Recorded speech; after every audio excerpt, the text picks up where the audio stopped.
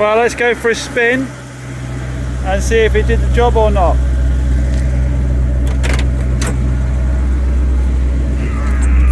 Place your bets now, people. Will the still idling a bit high? Will the I've got lap ones on this, haven't I? Yeah, will it sort the overheating out or not with 130 quid's worth of whatever it was steel seal? The chop stock is going up big time, isn't it? Do you remember when it was always just beat up 12-year-old cars, and now we've got stuff like this on the go? Gosh, isn't it amazing how much difference just a clean set of wheels makes to the look of a car? Just picking up this BMW X1, nice condition, 2000, what year is this? I can't remember what year this is now, but nice condition, full service history, nice pleasant white, automatic. Change is lovely. Got, like I say, full service. It's all stamped and invoiced and so forth. Nice black leather. Well, I don't know if it's actually leather on these, is it? Yeah, really nice condition. Let me remember what the mileage is a second. Doesn't look like it needs any paintwork. All the alloys are in nice condition.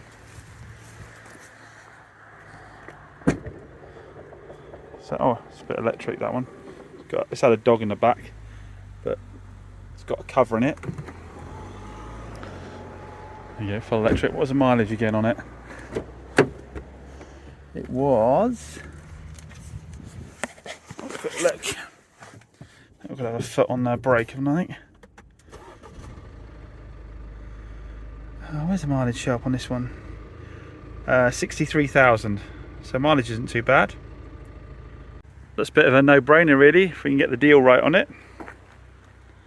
The chop stock is going up big time, isn't it? Do you remember when it was always just beat up 12-year-old cars, and now we've got stuff like this on the go.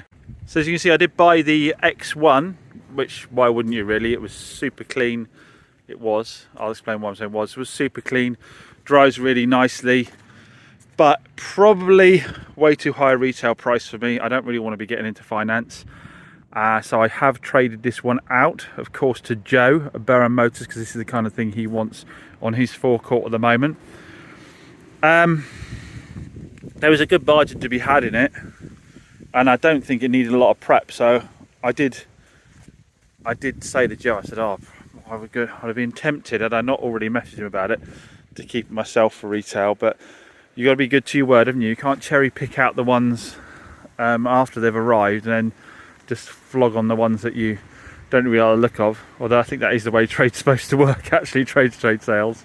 So yeah, Joe's going to come and pick that up later on. We might get him on camera when he comes and picks it up. Flipping out, I'm just looking at this.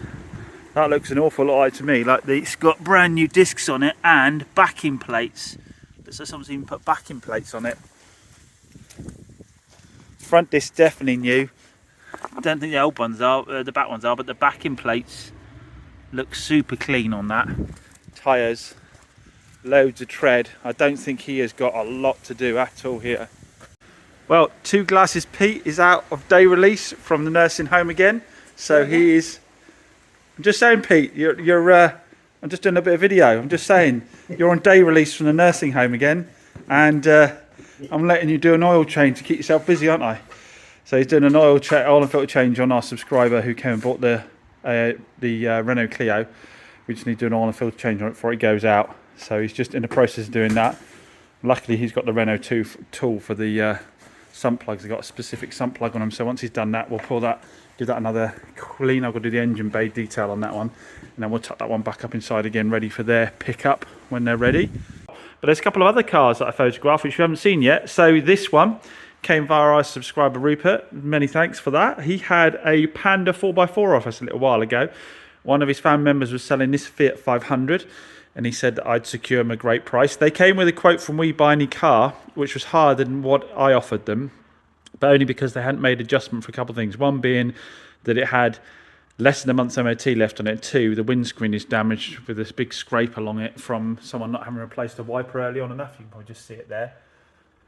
Once you factored those two things in, because on We Buy Any Car, you've got to go to the left-hand side and adjust assumptions. There's a very little grey box they put underneath on the left-hand side, and if you don't go in there and do your adjustments, that's what they're going to hit you for when you go down to the branch.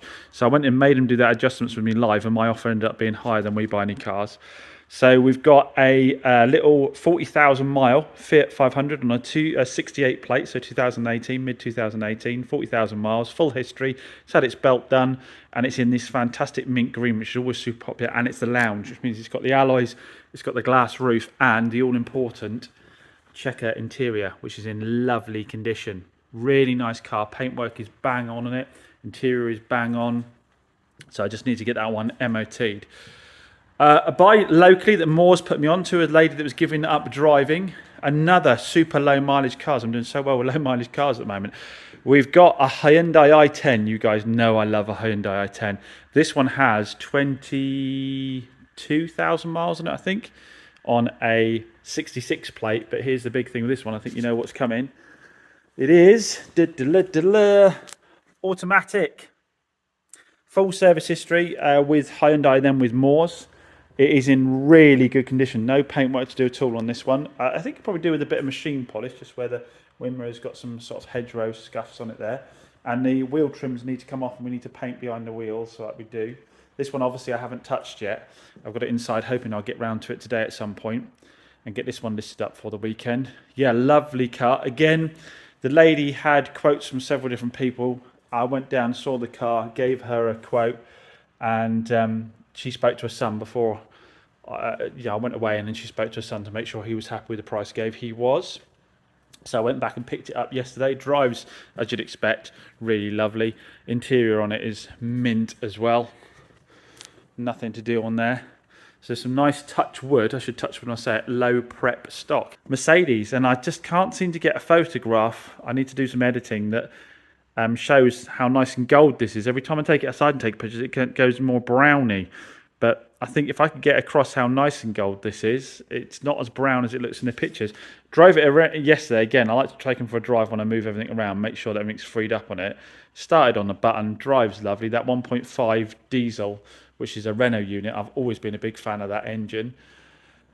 Again, I think mine is the cheapest in the country for this age and mileage. It must be the colour that's putting people off, unless people just don't go for the lower, the 1.5s, they go for the petrols or the bigger diesels. I don't know.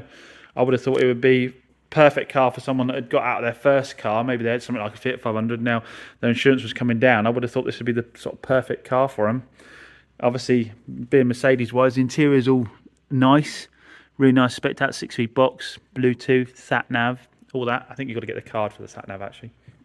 Yeah, really surprised this hasn't moved. So this is my new sticker. So while Petey's putting the Firebird back together, I'm getting the iGo clean for a lady who wants to see it on Friday. She wants to part exchange her little Mitsubishi Colt in. Looking at the MOT on her Colt, she's just looking at it costing too much to get through the next MOT. I think you needed brake pipes and some other odds and sods. So we're giving the Yaris a really good clean. It is a pretty filthy car. I said I'd get it clean before she came back on Friday. She saw it in its filthy state. So I'm just jet washing the hell out of this. And then I'm going to get round it and get in a bit more detail, obviously, everywhere. It'll need a full machine polish. All the alloys need a proper good clean. I've obviously given the engine bay a wash now. The seats will need a wet clean. There's some paint to do on the corners, which I need to do. Probably just use any metallic black I've got, because it's not so noticeable with blacks, and just fade it in. It's the corners at the front here, fade it in about there.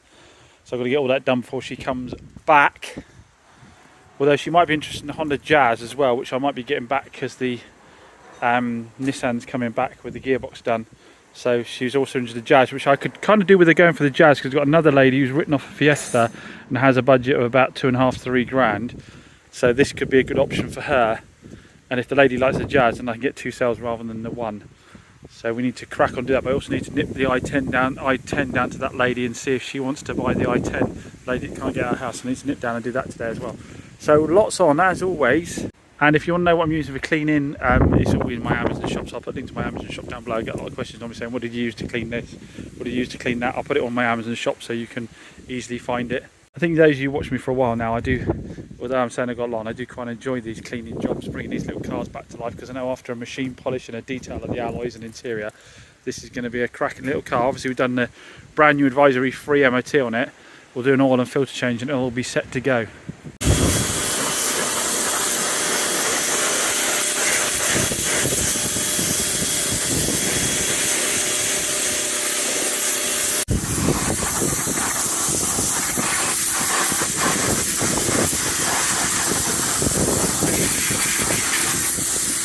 Gosh, isn't it amazing how much difference just a clean set of wheels makes to the look of a car? So we've also jet washed and washed the body, now I'll give it machine polish.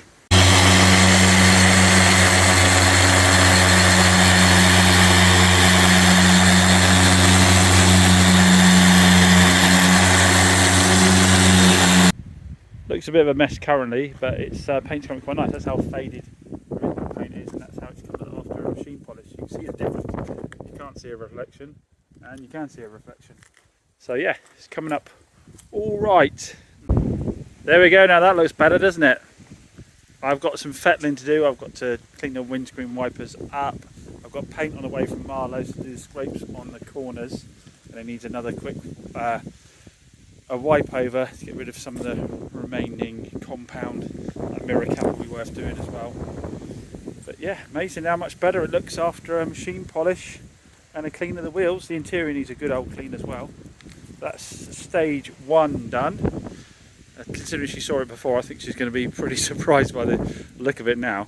So what Pete's been doing on the Firebird, we've got an all new radiator in there.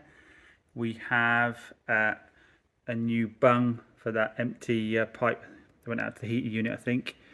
What else we've got? We've got a new thermostat in there, and we've got a new divider plate for the water pump. Hopefully this resolves the cooling issues that the car's had, or the overheating issues. We're about to find out. Well, that's it. I'm done for the day. Pete's gone home. We've got a O-ring on the thermostat housing that is blowing water out, so that's put a halt to finishing off the Firebird. Everything's back together, but can't test it getting up to temp yet. I have cleaned the inside of the Yaris, so I wanted to get that closed off today, so tomorrow I can tackle the C1 over there, Citroen C1. You'll see that the i20 has gone off to a different customer to be test driven, because the first one bailed on me. She wanted me to come out to her, and then suddenly she didn't, so somebody else was interested, so I let Phil from Moores take it off to a customer he knows for them to have a test drive. He's dealing with all that, so he's taking the car off. Sorry for the light, but yeah, gave the Yaris a clean inside, so it's all ready for Friday for the lady, so tomorrow I can crack on with the Citroen C1. I mean, it's always a good day when you can get a car prepped. If you can get a car prepped today, you can turn over a good number of motors. Yeah, I think it looks a world of difference. Looks so much better now. Anyway, got a bit of packing up to do and then get home. So it's last chance for Firebird before we have to pull the heads off and do a rebuild, because it is still overheating with the new radiator in it, the new water pump, the new thermostat, and the new blanker there. Basically what happens is it's fine if you just leave it idling, but you start to rev it up and it starts to get pressurized and pull water out the expansion tube there. So we have got not 1, not 2, not 3, but 4 bottles of steel seal in it, because reading the back of it, it says for engines over 4 litres you need 3 bottles. We've got 6.6 litres, so I reckon 4 bottles needs to be done. It's about 120 quid's worth. If it works, it works. If it doesn't, the heads will have to come off. I've had success with steel seal before on personal stuff that I've driven around, just cheap little old cars I've had. If the car isn't at a point where it's mixing the oil and the water, which this isn't yet, so I have some success doing that. This car's only for me to bumble around, and if the steel seal works, ideal. If it doesn't, heads will have to come off. We'll have to see if it's head gasket, or it could, of course, be a crack in the block. So what we need to do is now run it up to temperature and leave it for half an hour idling and see what the score is. Well, let's go for a spin and see if it did the job or not.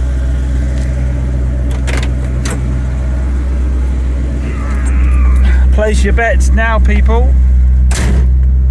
Will the still idling a bit high? Will the I've got lap ones on this, haven't I? Yeah, will it sort the overheating out or not with 130 quid's worth of whatever it was steel seal? Let's give it a go.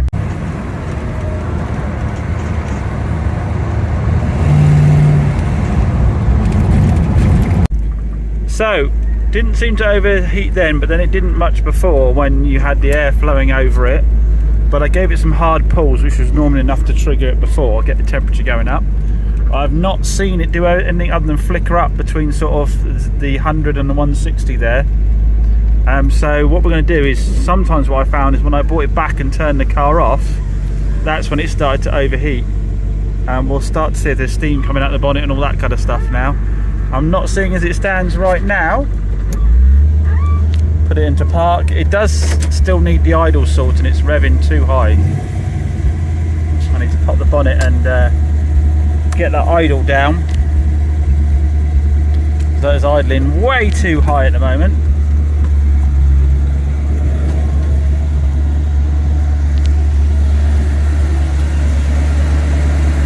Nothing come out of the overflow pipe at the moment.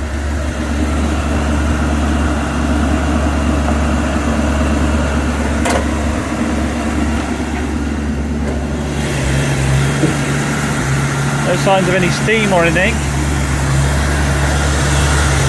Where's the idle again? Is that it? Oh, it's there, I think.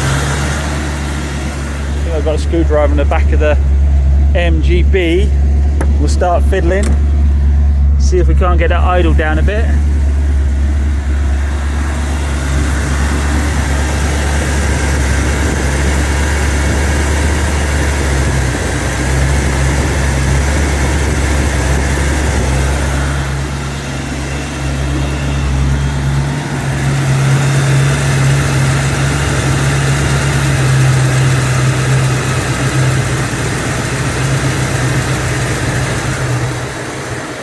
Oh, I killed it.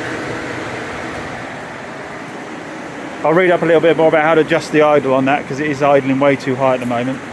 Right, let's see if the temperature starts to fly up. Now the engine's switched off, which it was before when I used to park it and leave it here. The temp used to shoot up, so we'll see what happens. If any of you had any advice on how to tune these carbs, which is it an Elderbrock? Maybe. Let me know. Well, what we'll do is turn the fans off as well. We'll let them run for a couple more minutes and then we'll turn them off, like if in real life, like your car would turn off. I'm worried that this gauge might be stuck on this, that we might have a faulty temp gauge, because it seems to like jump up great big notches and then jump back again. So maybe we need a new temp sensor or something like that. But the initial signs are within the engine bay that it isn't overheating, because it's not.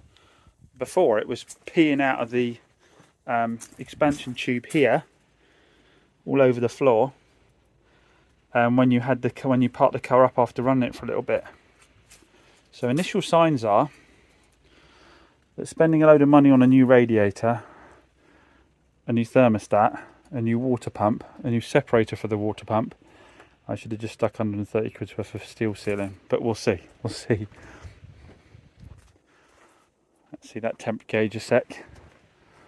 Is it shooting up? Is it shooting up?